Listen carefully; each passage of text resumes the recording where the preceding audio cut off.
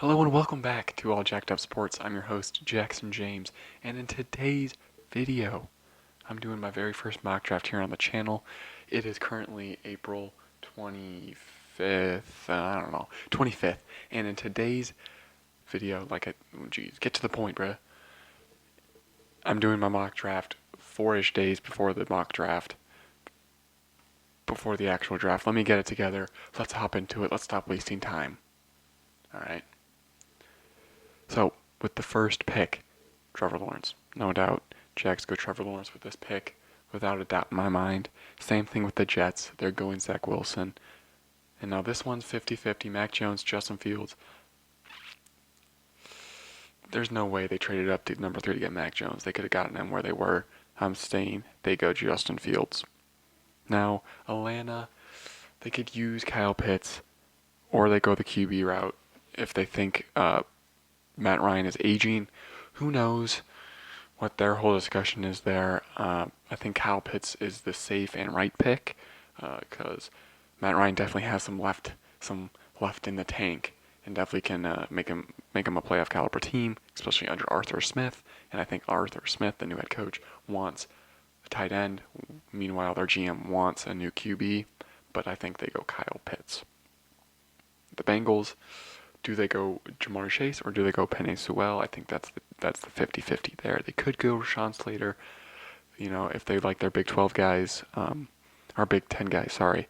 But I do think they look at their team. Ryan Day really wants to win now, and they go Jamar Chase. Big shocker there. Now you have the Dolphins. They need a wide receiver, an edge. Their boy Jamar Chase is gone, so where do they go? Do they go line? No. They go and get Jalen Waddle. Maybe some connection there with Tua, who knows. Now we move on to Detroit. Detroit needs a wide receiver and a cornerback, so they need to get Jared Goff a weapon. They could also protect him, and they don't really have a lot of weapons, so it's really 50-50. But I think with Penei Sewell still on the board, the new head coach wants to build up that offensive line and help out their running backs, especially DeAndre Swift, who they drafted last year. They go Penei Sewell, if I'm saying that right. Now, you got the Panthers. Luckily, their guy is still on the board in Rashawn Slater. I think this is a no-brainer for them to protect Sam Darnold, as he has weapons on offensively, and now they just need to build up that offensive line. They could have used a defensive pick there, but this is where the first defensive pick of the draft comes in, and the Denver Broncos select Micah Parsons. Now the Cowboys. This is probably another 50-50. Do they go Surtain? Do they go J.C. Horn? Who knows?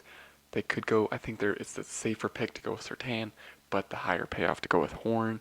So I think they go with J.C. Horn. Now, the New York Giants, another interesting one. Do they get Devonta Smith after signing Kenny Golladay? I don't think so. Their linemen are off the board. They could use an edge. They obviously aren't going QB. So where did they go? Do they reach and get Christian Darrisaw, or do they reach and get Caleb Farley? Well, they actually go and get Patrick Surtain. The reason why they go a corner here is because they look at their other teams, or at least they look at the most offensively heavy team in their division, the Cowboys, and they're saying, we need to stop them. Let's get another corner. That's my thinking process behind that pick. And now, the Philadelphia Eagles, they still get their guy in Devonta Smith. I think that was an excellent trade for them. They traded out, got picks for the future. They could potentially have 3 first-rounders next year. 3 first-rounders, are you joking? So that was a good move, and they still get one of the top receivers in this class. Great pick. Now, the LA Chargers are up. Not going quarterback. They could use some secondary help, but they're in the point where they want to protect their young QB in Justin Herbert, so they go Christian Darrisaw. Now, the Vikings have a very interesting situation. Their defense was not good last year. The coach knows that. Do they take the risk of taking Caleb Farley after losing Jeff Gladney to him punching a woman? Who knows? I think they do, and they take the risk and draft Caleb Farley with the 14th overall pick. And here's where it gets really dangerous. The New England Patriots have a choice between Trey Lance and Mac Jones. They get their boy Trey Lance. And now with the 16th pick, the Arizona Cardinals, their corner was just taken 2 picks earlier. They couldn't trade up. So do they go linebacker? Do they go interior offensive lineman? What do? They could use another receiver. I don't see them reaching for another receiver. I see them potentially trading down this pick, but there's no trades. I don't like to do trades because that complicates things. So where do they go? Well, they reach, and they get Xavier Collins out of Tulsa. He's been flying up draft boards, so I don't see that as a shocker at all. Now you have the Las Vegas Raiders. They go Tevin Jenkins. I think this one's pretty in the bag if he's available at this point. They got rid of most of their offensive line, so they could definitely use the help. Their defense is struggling, but that was just an interesting move to, I guess, they made those moves to, I guess, make room in cap, but they have to fill those positions now, and that's when they get Tevin Jenkins out of Oklahoma State. Now the Dolphins are back up on the clock. They already got their receiver, so they could use a running back, linebacker, or edge. Well, look at this. The hometown hero, Jalen Phillips, if I'm saying that right, out of Miami. I think that's a great pick for them. You're saying, why don't they go Najee Harris? They need a running back. That's true, but I don't think that's much of a concern right now for them. They can get a great running back in the later rounds. And now you have the Washington football team. Do they go Mac Jones here? He's still on the clock. He is still available. Or do they continue to build up that team? I think they go Mac Jones with this pick. He's available. They got to get him. Tyler Heineke's their starter now. Alex Smith retired. Who's their starter? Tyler Heineke? No way, no how. They're going Mac Jones. Now this is where the draft really becomes really foggy because the first 19 picks really affect this part. In terms of what teams need. See, the Bears would have taken Mac Jones. Did they trade up and with the Washington football team to get him? I say no. I say they ride Andy Dalton for 1 year, tank possibly, and get a quarterback in next year's draft. So where do they go? They need offensive line. They need receivers. So they actually get Greg Newsome out of Northwestern. They need to fill in that Kyle Fuller spot, and that's a great pickup for them. Now you have the Colts. They could use a line, more secondary. They're a good team, so I think they can take a little bit of a riskier player. So who do they get? Right? That's the question here.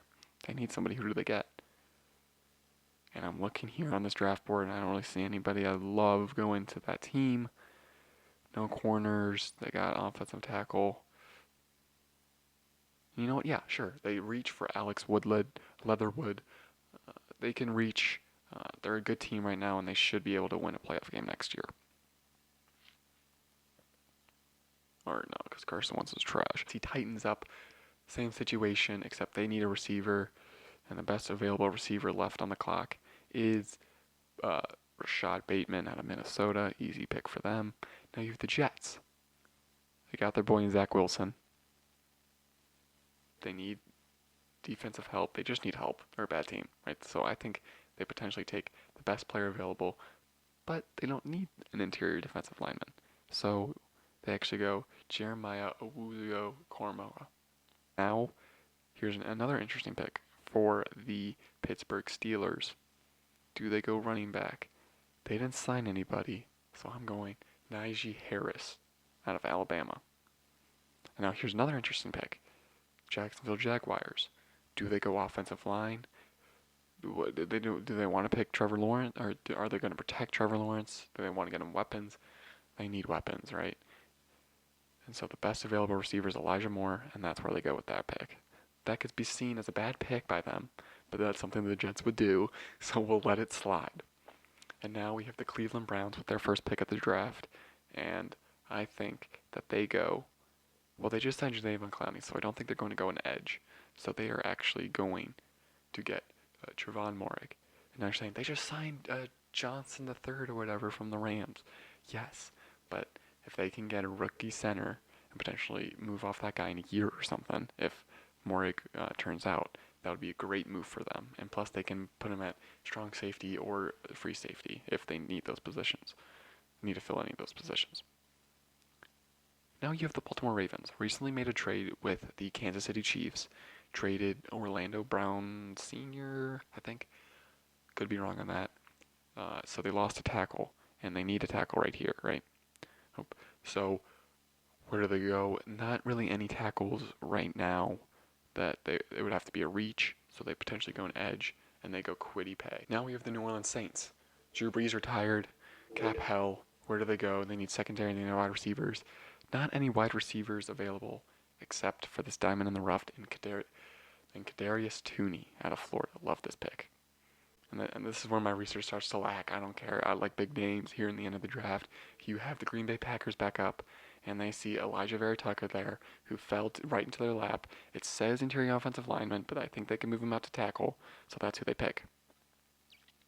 Now you have the Buffalo Bills. Made it to the AFC Championship game. Young, promising quarterback, young, promising coach. Got the weapons. But their run game is a kind of lacking. So they actually go Travis Etienne out of Clemson to pair up with Josh Allen in that backfield. Now you have the Baltimore Ravens back up. And do they reach to get their tackle? I say yes. I say they go Samuel Cosmi out of Texas. And with the final pick here in the first round, what's the situation going on with AB? Can somebody tell me what's happening? Because I have no clue. So do they go wide receiver here? They could go Terrace Marshall Jr. at LSU. I don't know. Might be the most random pick here in the entire draft. They don't need a linebacker. They could use edge, and that's where I think they go. But they actually go Christian Barmore out of Alabama, and that ends up the first round. So big highlights from this draft. You got, I think, the solid top four. Surprise here in the top five, fifth pick with the Bengals. You have the Dolphins picking the second best receiver, back-to-back tackles. Cowboys picking JC over Patrick Surtain. Minnesota replacing their last corner with the riskier pick in Caleb Farley. Patriots somehow landing Trey Lance. And Xavier Collins goes to Arizona with the 16th pick. Mac Jones goes to the Washington. Najee Harris goes to Pittsburgh. Trevon Moore goes to Cleveland. Kadarius Toney goes to New Orleans. Travis Etienne goes to the Bills. And Christian Barmore goes to the Bucs. Well, that's all for today's video. Hope you guys enjoyed. A couple of videos I have planned up or I think would be fun to make and just sort of get my opinion out there, because right now you guys don't know a lot about me, so I got to kind of build my brand with you guys and sort of build that relationship. So a couple of videos I want to make are top 10 quarterbacks, my early playoff predictions for the NFL, I guess top tier maker of running backs, because I think that's way more fair than ranking them, and then same thing with receivers, just give you guys my opinion on players and the team, my favorite team that you may see in this video at some point. So I just want to thank you guys for watching, and please leave a comment of anything you would like to see in the future. I'd really appreciate that. And leave a like or dislike. Just tell me if you like this one or liked it not. And thank you. Thank you for watching. See you guys later. Bye.